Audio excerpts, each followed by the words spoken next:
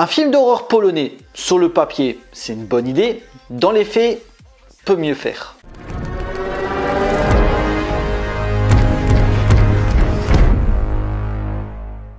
Bonjour à tous, il va être question de Nobody Sleep in the Woods Tonight, réalisé par Bartosz Kowalski.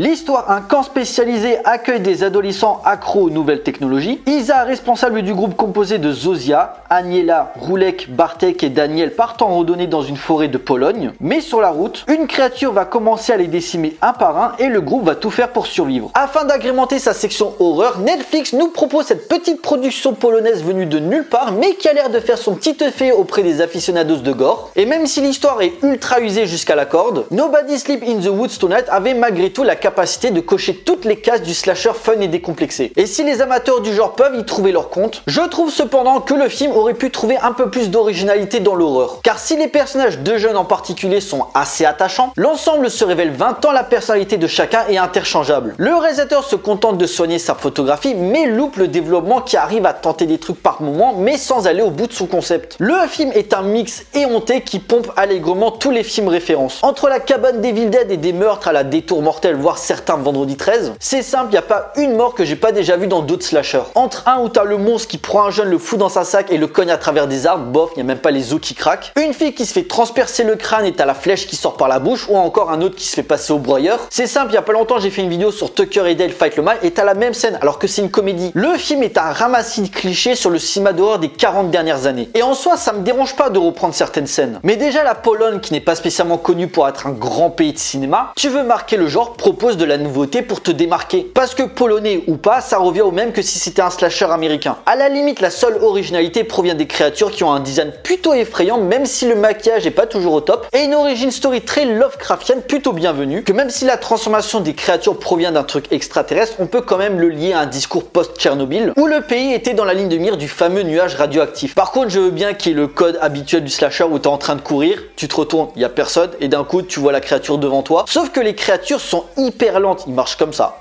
Un minimum de cohérence quand même. Également aussi entre quelques saillies bien gore, des petites piques sur la corruption du pays ou encore la xénophobie, thème malheureusement encore d'actualité dans le pays. T'as une scène où t'as un jeune qui dévoile à sa copine sa sexualité, mais désamorcée direct par la mort de cette dernière. Comme s'il n'y avait pas de place pour un discours social. C'est dommage. Alors je dis pas que j'ai pas boudé mon plaisir devant des meurtres bien gore d'ados boutonneux tête à claque. Reste que les ficelles sont tellement visibles que tu sais qui va survivre et qui va crever dès les 20 premières minutes quand on nous présente les personnages. C'est également sympa de proposer quelques petits clins d'œil pour faire plaisir aux amateurs. Mais comme dit précédemment, le manque d'authenticité portera préjudice au film par la suite. Après, sans vouloir taper encore dessus, si vous aimez le sous-genre du slasher, plongez-vous dans les années 80, il y en a tellement encore plus fun et plus gore que celui-là. Entre Week-end de terreur, meurtre à la Saint-Valentin, le bal de l'aurore ou encore certains se déroulant aussi dans des camps de vacances, comme Vendredi 13 bien sûr, mais aussi Massacre au camp d'été ou encore l'excellent Carnage. Ça a été une période propice pour le genre. La musique aussi n'est pas très marquante, il n'y a pas de thème qui reste en tête, même si je dirais qu'elle s'accorde plutôt bien au début lors des scènes dans le camp et par la suite apporte une touche de mélancolie quand il arrive quelque chose à des personnages qu'on aime bien, permettant aussi d'investir le spectateur lors des enjeux. Quand je disais aussi pour les personnages qui sont interchangeables, c'est pas entièrement vrai parce que les deux personnages qu'on suit le plus, c'est-à-dire le gamer grassouillé et binoclard et la fille bien badass, bah au moins ils ont le mérite de casser les codes et d'émettre de l'émotion. Et puis le geek présenté au début comme peureux, c'est quand même celui qui a le plus de couilles à la fin. Il a pas peur de se confronter à la créature et de se sacrifier, même si j'avoue que sa mort est bien violente et malaisante. Mention spéciale aussi aux deux pro-nazis qui m'ont bien fait marrer par leur débilité. C'est pour ça que je vais pas vous dire de pas aller voir parce que ça reste une bonne série B assez divertissante. Un survival assez vénère qui se lâche dans l'hémoglobine. J'aurais juste voulu que le film ait une réelle identité pour qu'on puisse se dire ah peut-être que le renouveau du cinéma d'horreur nous viendra de Pologne.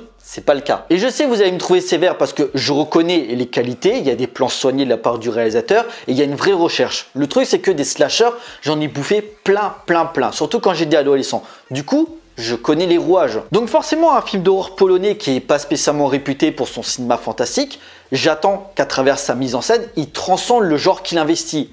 Malheureusement, il le fait pas, c'est ça le problème. J'en attends plus parce que le film, il est sympa, mais il est juste sympa. Dans quelques jours, tu l'auras oublié. En conclusion, Nobody Sleep in the Woods Tonight ravira peut-être les amateurs du genre en matière d'horreur et de gore, mais question originalité, on repassera. Certes, les acteurs sont excellents, une ambiance se dégage et les morts sont assez sanglantes, mais Bartosz Kowalski a trop digéré ses références, ce qui fait que le film n'a pas d'identité propre, donc impossible à marquer le slasher car il ressemble à tous les autres. Dans ses personnages, son boogeyman, voire même son décor. Cependant, vu les talents de metteur en scène du cinéaste, je suis curieux de voir ce qu'il va proposer dans la suite de sa carrière sur un sujet un peu plus ambitieux. Voilà, cette vidéo est à présent terminée, j'espère qu'elle vous a plu, n'hésitez pas à liker, à partager auprès de vos amis si vous en avez, n'hésitez pas à me laisser des commentaires pour me dire ce que vous avez pensé du film, pensez à me suivre sur Facebook, Twitter, Instagram ou encore Utip ou Tipeee si vous voulez soutenir la chaîne, et pensez à vous abonner et à mettre la cloche, c'est très important pour moi. Pour nous, on se retrouve pour une prochaine vidéo, d'ici là portez-vous bien, allez voir des films, ciao.